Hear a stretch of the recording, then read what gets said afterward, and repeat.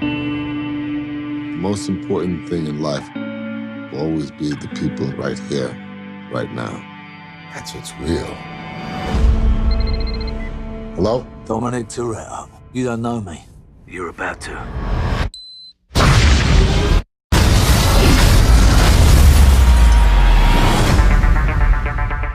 Who did this? Remember Owen Shaw? This is his big bad brother. He's a special forces assassin. They created a monster.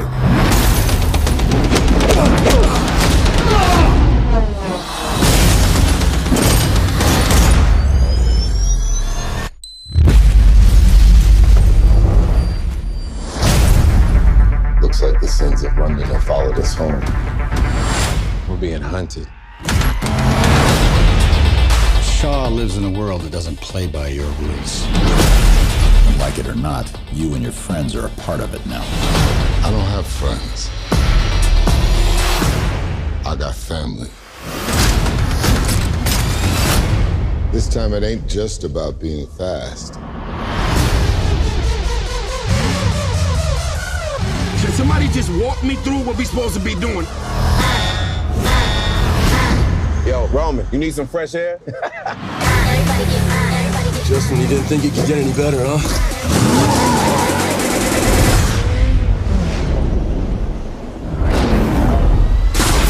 Everybody get foolish. We got mercenaries after us with enough weapons to wipe out small countries. This right here takes crazy to a whole nother level.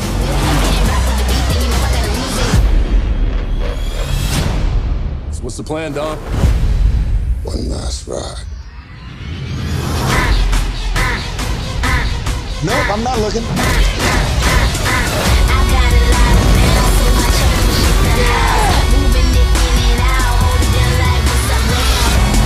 What's up now? What's up now? What's up now? Hold it down like what's up now?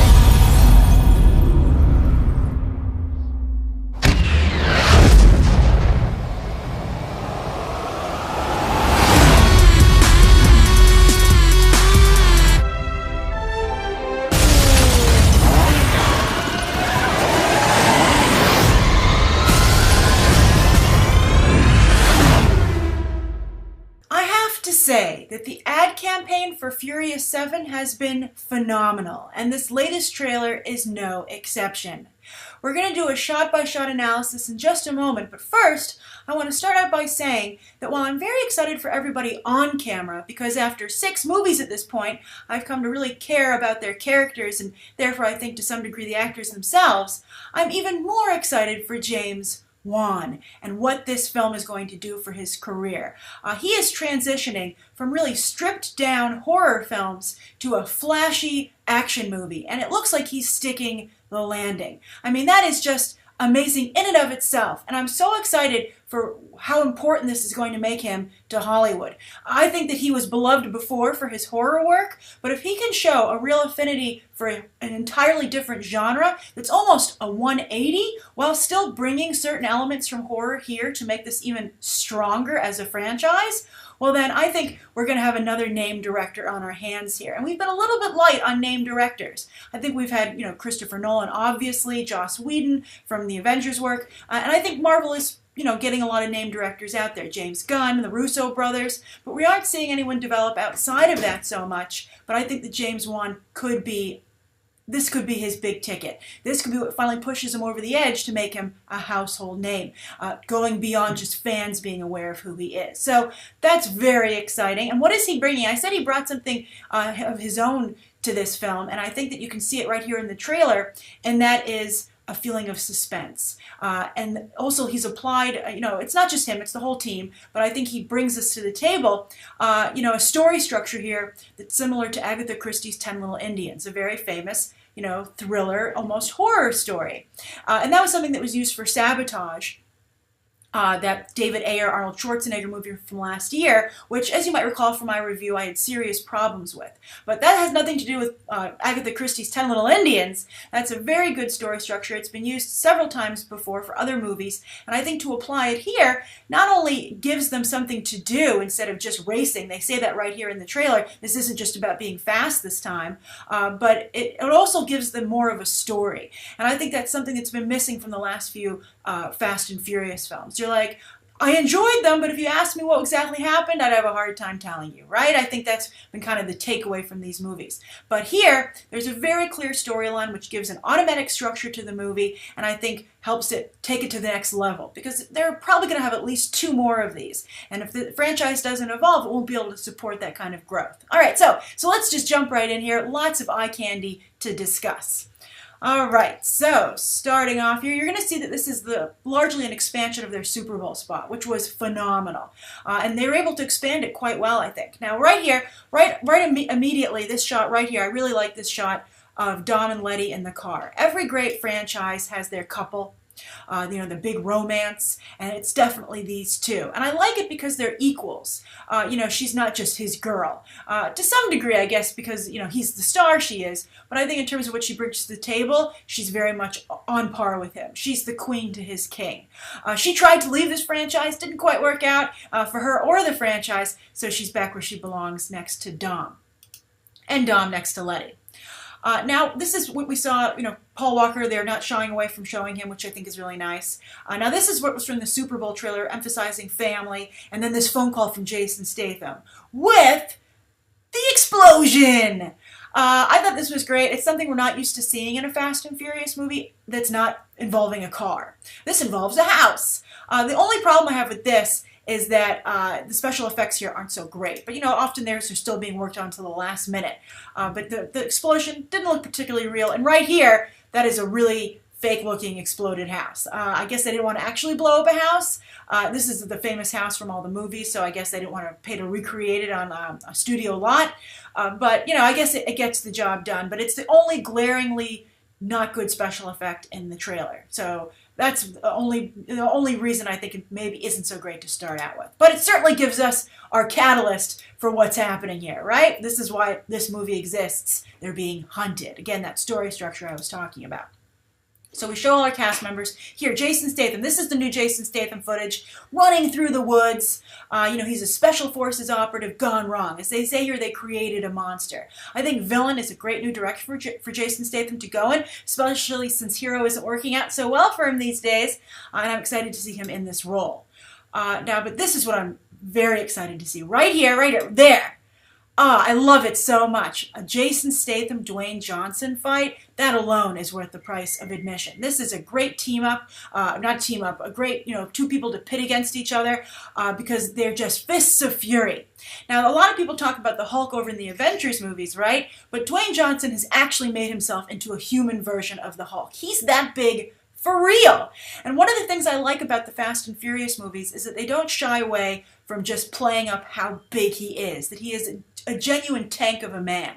For instance, in Fast 5, he was running literally through those walls when he was chasing Paul Walker and Vin Diesel across the ghetto of Brazil. I thought that was really well done. And as I said, a tank of a man.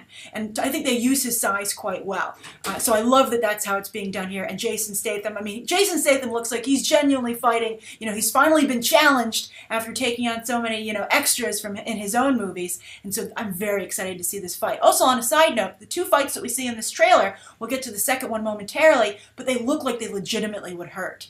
So often fights these days seem like they're choreographed, just like, elaborate dances almost, but this seems like muscle and bone colliding, and I think that's really well done.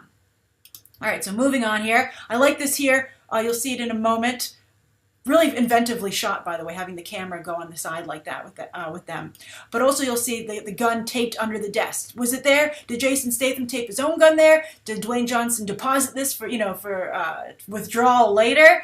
I think it's great, and it shows some inventiveness furthermore in the fight sequences. But Jason Statham isn't going to be outdone. I love the grenade, just keep upping the ante. This though, they both fall out, land on the car. This is the one problem I think with the way Dwayne Johnson is portrayed here. is that he seems to be as invulnerable as the Hulk. He's big, but he's still human. And I don't think anybody would survive a fall like that, or certainly not be able to get up and continue the movie. He would be in traction for the rest of the film. We do see him in a hospital bed momentarily. Maybe this is when he gets taken out, because they are being hunted, right? So that could be an action sequence maybe early on in the film, and that would be a great way to get people really strongly invested. All right, so a lot of shots of the cast. Very strong cast, very well developed at this point. They certainly had enough room with all the movies. Here, Kurt Russell, new addition, great addition. Of course, he has Escape from New York in his past. I mean, he's famous for 3 things, right? He's famous for being in Disney movies when he was younger as a child actor. He's famous for being with Goldie Hawn, and he's famous for his kind of like low-budget, down and dirty action movies. And so I think he's a good addition here. It's kind of like, a call out to the past of this sort of movie, and it gives it like kind of a grounding in Hollywood history. And so I think he's a great choice. Moving on, more explosions, this time with cars, as they usually do in these films. Then there's some more cast. I have to say, there's a lot of talking in this trailer. And you would think a Fast and Furious movie couldn't withstand so much talking. But that just speaks to how well they have developed the characters and how much we like them and want to see this banter.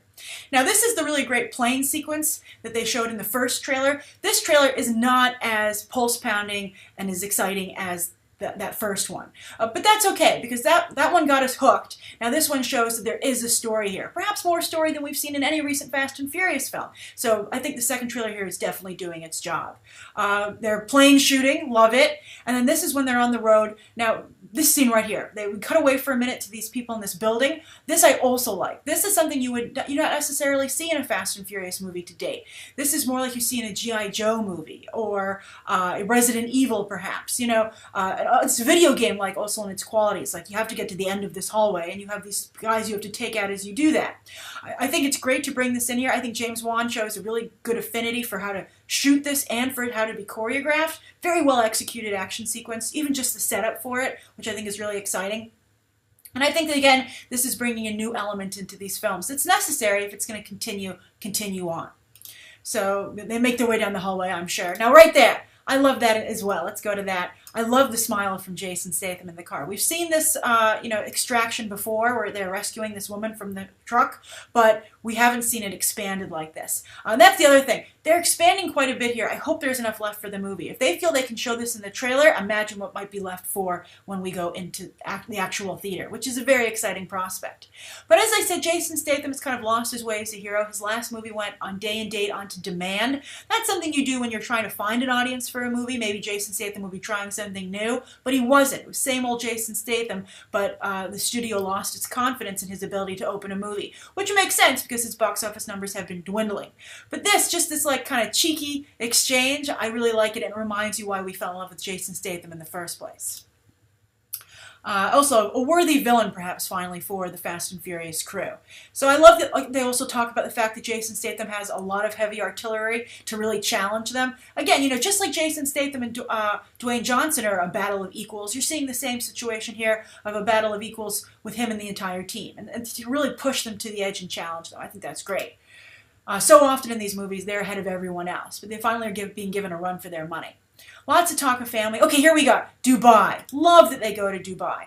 I think these films need to have some glamour in them. I think it's a necessary element. Again, it's upping their game a little bit. Their films in the past have had some glamour. They've done some traveling. They went, of course, to Tokyo and to Brazil. But I think that they've never quite reached this Mission Impossible level of glamour, and I like it. I like seeing them get dressed up in their suits. They look a little bit like kids going to, like church on Sunday. Very uncomfortable. Doesn't quite fit. But I think that just makes the team all the more endearing. So moving on, you have these kind of, okay, right here. I was going to say you have this kind of like, eye candy shots that, that's just part of the franchise at this point. But this fight looks great. I'm really impressed with this fight between Michelle Rodriguez and Ronda Rousey. Gina Carano. Ronda Rousey seems to be edging Gina Carano out. Now, to be fair, Gina Carano was in the last Fast and Furious, but for obvious reasons, she cannot return here. So Ronda Rousey's taking over. She's in the upcoming Entourage movie. She was in Expendables 3. She has a very good agent. We'll see if she can get further than Gina Carano. Not only push her out, but build on what Gina Carano established. But I like this fight because, again, it looks like it hurts. It looks like a real brawl. And also, you have to give a credit to these two actresses. They're not only pulling this off, but in dresses and high heels. There's the Ginger Rogers of fight sequences. So I'm really impressed, and I can't wait to see this fight as well. But then, coming up right here, we're going to come to it in just a moment. This is they have this race here. It's coming after the race. Oh, by the way, I just wanted to say on the side here, that is quite the upskirt shot. As a female viewer, I'm like, come on, you're making this a little tough for me to be a part of the party. But, you know, it is what it is, and again, that's just the world that this franchise exists in. I think this race takes place in Dubai, though, and I find that the most interesting. I love exploring different cultures in movies and showing how we're actually more similar sometimes than you might think. So, love this element in that regard. Now, coming up here, we're going to have our big, we have more character shots. Here we go. This is coming up right here. Wow, bam. The money shot, I hope not of the whole movie, because they just you know, gave it away here. But it certainly sells the trailer. Now, these buildings in Dubai are famous, of course, for the Mission Impossible Ghost Protocol, when Tom Cruise climbed them with just his hands, you know, those special gloves that Simon Pegg had whipped up for him. And you would think that it would be hard to top that in terms of creativity and how to utilize these buildings in a movie. But they did it! I think this is fantastic. I love the car, you know, jumping from building to building. They're certainly high enough to do this. It's a really great way to utilize the buildings and still have an action sequence that doesn't seem too far-fetched. Just great CGI here as well. For as bad as the CGI is with the house that explodes, here it's phenomenal. So going across, just an absolutely great shot. Beautiful car. Jason Statham still manages to get a shot in there, so that means that in just a moment he's going to have to ditch this car, also because of the momentum. I like this when they come into the party and they stop the music and they have the party music. That's funny. That reminds me of some other kind of franchises. It's, you know, again, James Wan is he's not only doing what Fast and Furious needs to do, but he's bringing in new elements, which again I think helps to make it seem really fresh. That beautiful car is going bye-bye, but but Vin Diesel makes it. By the way, they actually kind of do look a little bit alike when you think about it, although Vin Diesel's a little bit bulkier, but the same shaved head look. They're both rocking the same look. But he makes it. I love it. And of course, April 2015, I will be there. So I'm curious, what do you think of this trailer?